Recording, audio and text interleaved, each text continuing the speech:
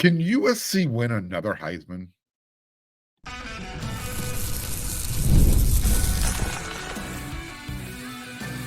You are Locked On Trojans, your daily podcast on the USC Trojans, part of the Locked On Podcast Network, your team every day. Right on, everyone. I'm your host, Mark Hulkin, and thank you for making Locked On USC part of the Locked On Network, your first listen every day. Whether you're watching the show on YouTube, wherever you're downloading your podcasts, the show is always free, and the show always appreciates your support. So I asked the question, can USC win another Heisman? That's not the full question. At running back. So on yesterday's episode of Locked on USC, I was lamenting the fact that USC's running back room is essentially turned into an extension of the state of Texas. And before anybody misinterprets what I mean, let me clarify. If you listened to yesterday's show, then you know how much I love these guys. Okay, let me be clear about that. Marion Peterson, Quentin Joyner, Brian Jackson, and of course, you got this year's one-year rental, Woody Marks.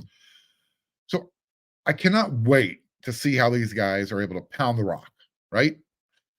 However, regardless of where USC does find their running backs, whether it's from the state of California, from the state of Texas, wherever, can another Trojan running back ever win the Heisman again? Again, and this has nothing to do with what Reggie Bush allegedly did while he was at USC. He's getting his Heisman back, so is USC. So that's besides the point. I don't think that dark cloud is hanging over USC's head anymore. I think it's gone. It's moved on. It has more to do with the way the game is played today, the college game. And if you look at recent history, kind of like one of my everydayers pointed out to me, this is Big T 4690. He reminded me that the last running back to win the Heisman, Derrick Henry from Alabama, that was 10 years ago. In fact, if you go all the way back to 2000, I did the research. In the last 25 years, there have been 4 non-quarterbacks to win the Heisman. So you had Reggie back in 2005, Mark Ingram Jr., 2009, running back, Derrick Henry, running back in 2015. Somehow or another, Devontae Smith snuck one out in 2020 as a wide receiver. 21 of the last 25 Heisman winners are quarterbacks. Wow. Right? I mean, really. The game has changed, right? It's much more of a passing game than that ground and pound. Although, will USC's move to the Big Ten, will that kind of shift the way Riley does things? We're going to find out. In fact, let's peel back the layers a little bit. So the year that Derrick Henry won the award, the last running back to win the Heisman, it was a pretty impressive season. He set an SEC single season record with 1,986 rushing yards, 1,986 rushing yards. He also tied the conference mark for rushing touchdowns with 23.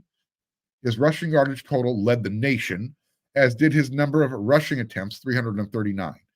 He was just the third running back in SEC history, Herschel Walker, Bo Jackson being the other two, to have 4 200-yard games in a single season. Okay. He's put himself in some rarefied air when you're talking about Herschel Walker, Bo Jackson.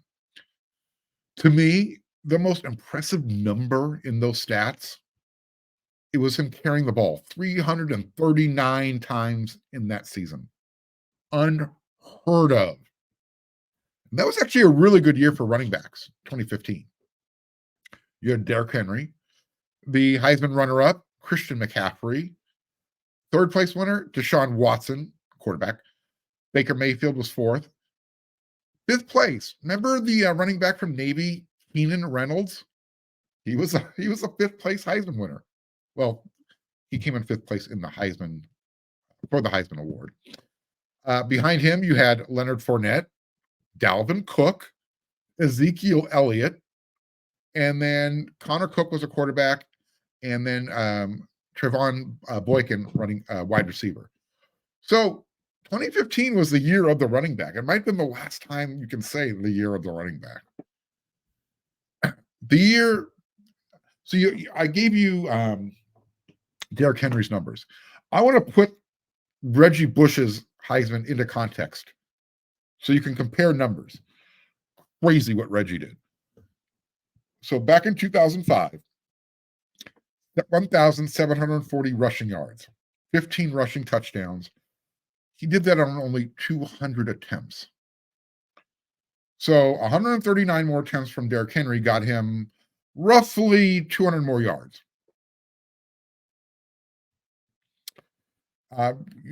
There's Reggie Bush also added 31 receptions, 383 yards, and a couple of touchdowns. He also had an 84-yard punt return score that season. So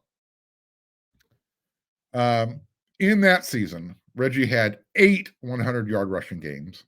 And then if you remember the end of that season, he had his Heisman moment, plural, 294 yards and 260 yards. That 294 came against Fresno State. That 260 was against UCLA.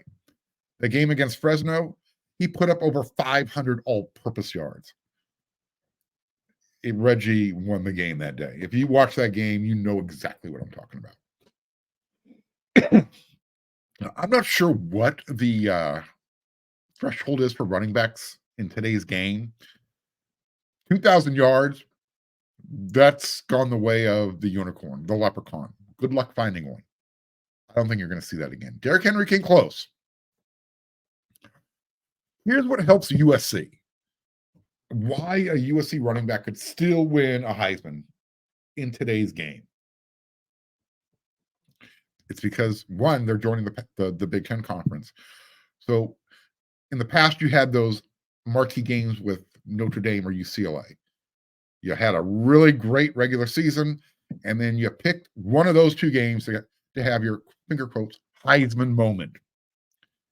USC's got quite a few Heisman marquee games now that they're in the Big Ten Conference. Like I said, in the past, you had that Heisman moment against Notre Dame, UCLA. You mix it in with a really good season. Now, Heisman moment number 1 versus LSU. Then you have another one at Michigan. You have another one at home against Penn State. Plus those aforementioned Notre Dame and UCLA games.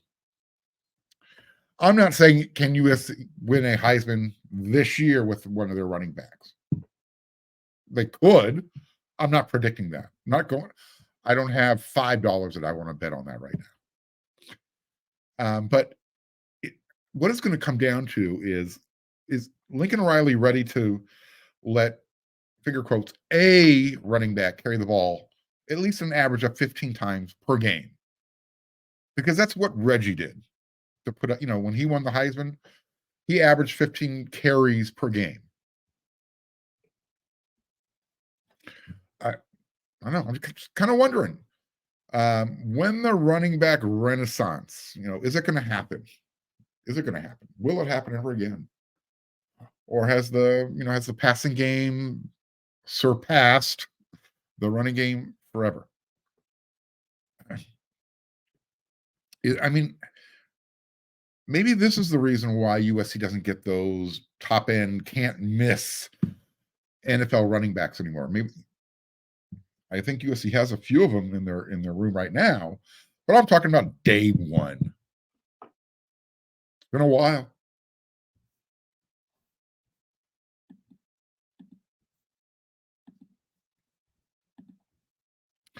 When you're hiring for your small business, you want to have as many top tier candidates as possible to interview. That's why you have to check out LinkedIn Jobs. LinkedIn Jobs has the tools to help you find the right professionals for your team, and they're going to do it faster, and they're going to do it for free. LinkedIn isn't just another job board. LinkedIn has a vast network of more than 1 billion with a B professionals, which makes it the best place to hire. And hiring is easy when you have that many quality candidates. So easy, in fact, that 86% of small businesses, they're going to get a qualified candidate within 24 hours. LinkedIn knows that small businesses are wearing a lot of hats, and you might not have all the time in the world or resources to hire. Thankfully, with LinkedIn, the process is intuitive, quick, and easy. They even just launched a feature that helps you write your own job descriptions, making the process even easier and quicker. Post your job for free at linkedin.com/LockedOnCollege. That's linkedin.com/LockedOnCollege to post your job for free. Terms and conditions apply.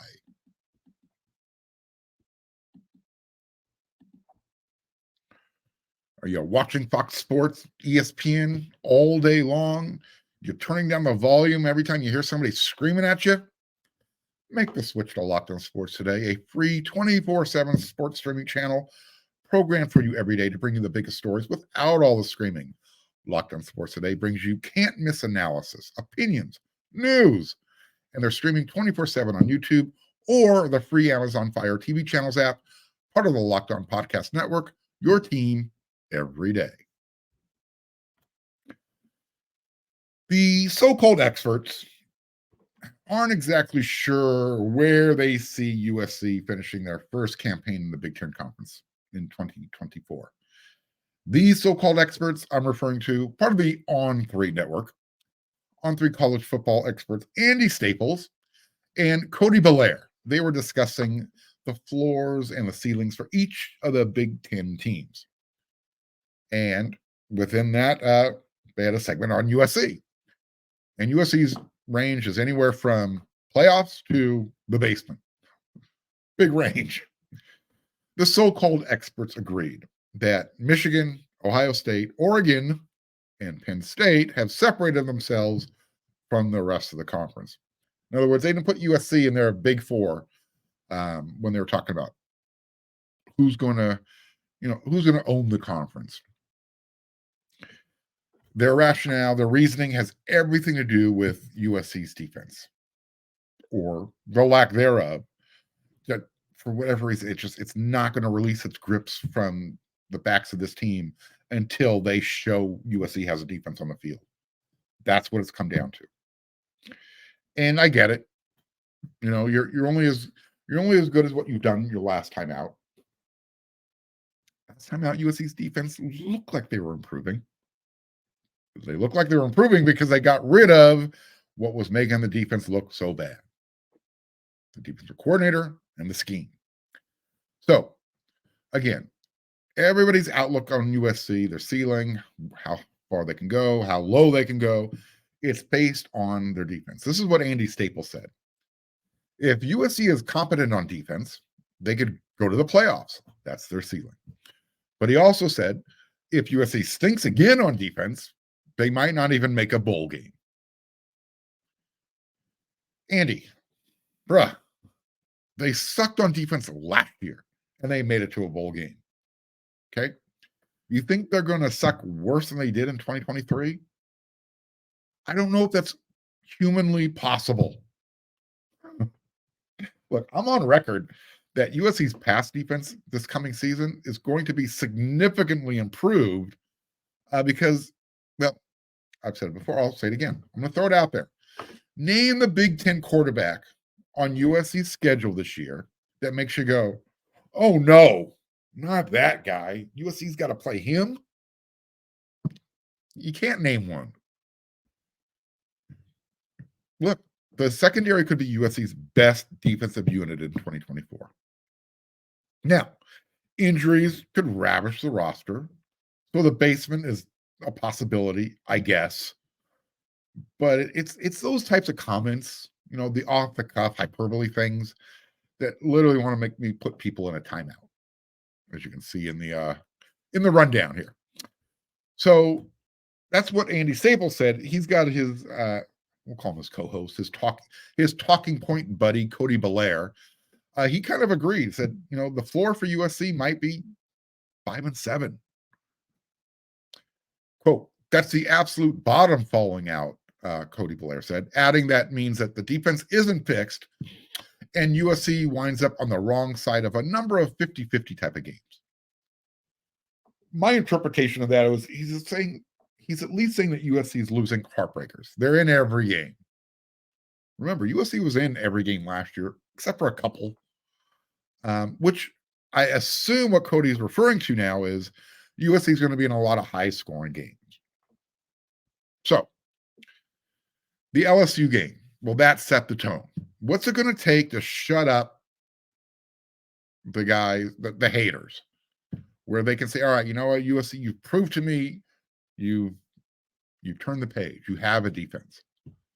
Is it going to be the LSU game, or is that just kind of set the tone? Is that where everybody says, all right, USC had held LSU to 35 points. LSU is probably going to have a good offense this year. So what if, Michigan's in their rebuild mode and USC ekes out a close win on the road? Is that enough? Or, does USC have to beat Penn State at home before everyone says, okay, we were wrong. USC is good again on defense. One of the biggest complaints from everyone who has watched USC recently, their comment has been about the lack of size, particularly in the trenches, and the lack of physicality. There have been coaches who have gone on record anonymously, of course, who said USC doesn't like to get hit in the mouth. If you punch them, they won't punch you back. Andy Staples also, he thinks, this is what he said, they are going to be more right-sized on defense, referring to, USC looking like USC should look. But again, I need to see it. I have never seen a good defense opposite Lincoln Riley's offense. That says to me it's more of a whole program, holistic program issue than a defensive coordinator issue. I need to see it happen on the field, but if it does, we are talking about a playoff team. So basically, the so-called experts are saying what this so-called expert has been saying for the last 2 years. If USC has a pulse on defense, they're going to be okay. So, of course, USC's schedule is going to play a big role in whether or not USC bumps its head on its ceiling playoffs, or, is it going to be bruising its butt falling on the floor again? Andy Staples also talked about, he said, the schedule's not fun. And he was pointing to the conference slate as well as, USC's taking on LSU. They're taking on Notre Dame. They don't get really any of the bottom of the league. They get a lot of the middle of the league. So both of those guys agreed. Andy Staples, Cody Belair. This is the year that Lincoln Riley has to shed his old skin, right? Get rid of it. You are not just an offensive coach. They said, if it doesn't get better under Antonlynn, I'm not blaming him for that. This is Cody Belair talking of the USC defense. Until the culture of the program changes to allow them to be a more physical team that also included up front on the offensive line, that's the part that scares you as they enter the Big Ten Conference. And they're right. And that's why I've been talking about it ad nauseum whenever I had the opportunity, before, during, and after spring camp. I was pointing out the size of the players, how much weight they've been gaining in the weight room. Because it's going to be imperative that they look the part going into the Big Ten Conference. Now, I've seen USC preseason ranked outside of the top 25. I've seen them ranked as high as number 15. Regardless of the defensive stats, they're going to be better because, again, there's nothing lesser than what USC looked like last year. You cannot look worse on defense than how USC looked in 2023. You can't. It's not humanly possible. So if USC gets by LSU, Michigan, and Penn State, that's a neutral game, that's a roadie, that's a home game. Is that going to be enough for Lincoln Riley to start checking his receipts and say, oh, by the way, Mark. Oh, by the way, Andy Staples. Oh, by the way, Cody Belair. Looking at USC's schedule, they open up in Vegas against LSU, at home against Utah State, on the road at Michigan, at home versus Wisconsin, on the road at Minnesota, at home versus Penn State, at Maryland, at home versus Rutgers, at Washington, at home versus Nebraska, at home on the road, sort of, UCLA, hosting Notre Dame.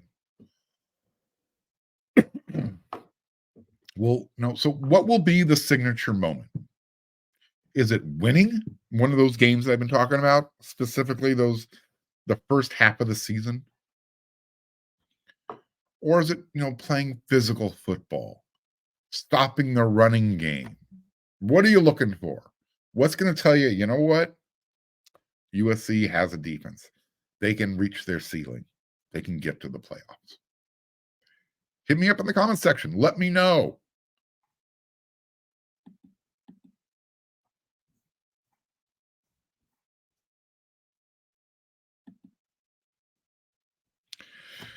So we're going to do some viewer and listener questions. It's been a minute since I answered my everydayers mail comment section.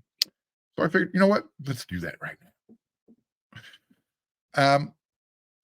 This one's from Tony Mata 2, number 2. He actually had a couple of questions. I'm going to answer these. So he asked me about Sierra Wright. He hasn't been around the program since last season. Good observation. Well, I've talked about Sierra in the past, but I will remind everybody, including my everydayers. So the last time I saw Sierra Wright in uniform, USC at Notre Dame last year, that was October. And then after one of the practices after that game, people started noticing. We're always looking to see, who's wearing a yellow jersey, who's not around, who can't participate. Well, we didn't see Sierra Wright. And so Coach Riley was asked about it after one of the practices. When you hear this type of response, it's never a good answer. Quote, he's not with us right now, and that's all that I can say about it. Close quote. Again, that type of response, that's usually a negative sign that he's done with USC football. And by the way, he's done with USC football. Another question he asked about, has anybody ever jumped in the portal and changed their mind? Well, yesterday's episode, Kobe Pepe, talked about him. And then, of course, Kyle Ford, he's back at USC. So, and then he asked about Cormani McClain, defensive back who's in the transfer portal. Does USC have a chance? I think USC's fine in the secondary. I would actually prefer that they, as I said on yesterday's episode of Locked on USC, close the window. Don't bring anybody else in. You're not going to find the unicorn you need on the defensive line. You're not going to find that unicorn that can help you at offensive tackle. Close the window. Start getting the guys you have on your roster ready. Next question. This was from Lynn Berryessa. He said, could it be that Coach Lincoln Riley is just not a West Coaster? Or maybe California players want more money? She's referencing the running back recruiting segment that I spoke about on Monday's episode of Locked on USC. I think Riley is still he's still trying to find his way around the West Coast, at least the high schools. So no doubt he still has a style of running back that he's looking for. And I'm just not sure that he's seen it in California yet. And then could money also be playing a factor? I guess depending on the situation. The answer is yes, but each one is unique. And I'm not going to get into each one of these running backs by name. But yeah, money does play a factor. Next question was from Gordon Ames. Does Kobe Pepe have another year of eligibility because of COVID? Well, he did come in with the class of 2020. So I'm going to say yes, question mark. He is listed as a redshirt senior on the roster. But because that he was part of the 2020 class, I would think he does. I'll see if I can get an official answer for you. Question from Lloyd Cady.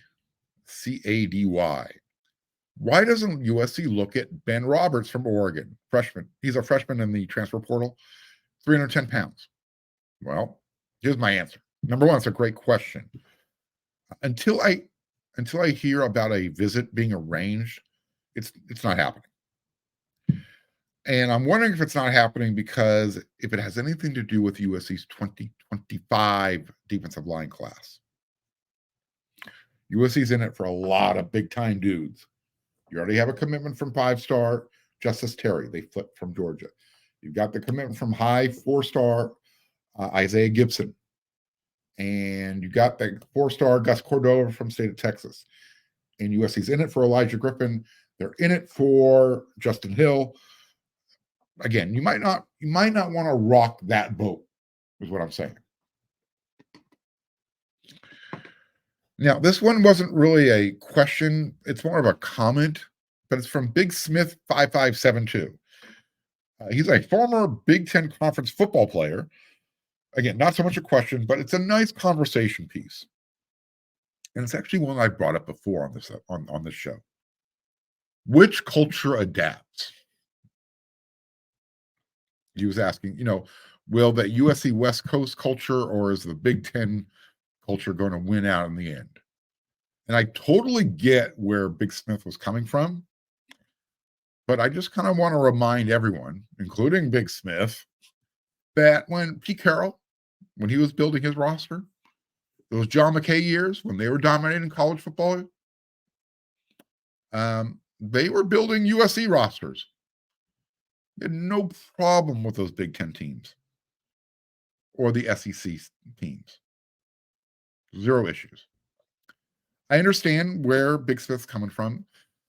The majority of USC's games will be against Big Ten caliber teams. But remember, USC doesn't drop down to play out of conference. They are always playing Division I power football teams. So right now, Utah State is the weakest link on USC's out-of-conference schedule. But you got LSU, you've got Notre Dame. So as long as USC is recruiting the type of player USC typically recruits, doesn't matter what the environment is, the culture. Again, I understand where Big Smith's coming from. And you know what? You want to come on the show and have a segment we could talk about this? Love to do it. But when it comes to Ohio State, Michigan, USC, Alabama, Georgia, those programs, Oklahoma, those programs recruit to their own level. There's a standard. And when those programs are recruiting to their standard, doesn't matter what conference you're playing in. Doesn't matter. USC showed they can dominate. I mean, remember that 34-game winning streak? Everybody was involved.